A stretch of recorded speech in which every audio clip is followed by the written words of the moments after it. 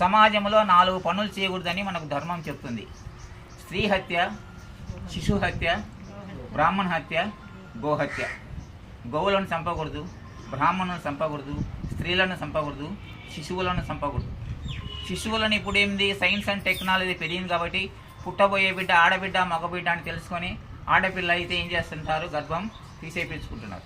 మగపిల్లోడైతేనే ఉంచుకుంటున్నారు. అంటే గర్భంలోనే పిల్లలను ఏం చేస్తున్నాం, తుంచేస్తున్నాం. సో ఈ విధంగా గర్భస్థ శిశువులనే మనం చంపేస్తున్నాం. గోవులను రక్షించుకోవాలి, గో పూజ చేయాలి. ఇంతకుముందు ప్రతి ఊళ్ళో ప్రతి ఇంటికి ఒక గోవు ఉండేది. ఇప్పుడు ఊరు మొత్తానికి కూడా ఒక గోవు లేదు. మూత్రం కావాలంటే వేరే ఊరికి పోయి తెచ్చుకోవాల్సిన పరిస్థితి. గోవు పేడ కావాలంటే దొరకట్లేదు, ఆవు నెయ్యి దొరకట్లేదు, ఆవు పాలు దొరకట్లేదు, ఆవు మూత్రం దొరకట్లేదు. సో ఈ విధంగా ఆవులను మనం రక్షించట్లేదు. అందుకని అనేక రకాల సమస్యలతో మనం కొట్టిమిట్టాడుతున్నాం. బ్రాహ్మణులను దూషించకూడదు, బ్రాహ్మణులను చంపకూడదు.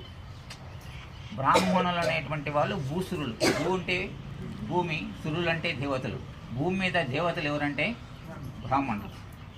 కాబట్టి వాళ్ళు కూడా ఆచార వ్యవహారాలన్నీ కూడా ఏమైపోయినాయి, మంట కల్పిస్తున్నారు. వాళ్ళు కూడా ఏమంటారు, విభూది పండ్లు ఇవ్వండి అని అంగట్లో పోయి అడుగుతున్నారు. విభూది పండ్లు అంటే ఏంటి, కోడిగుడ్లు.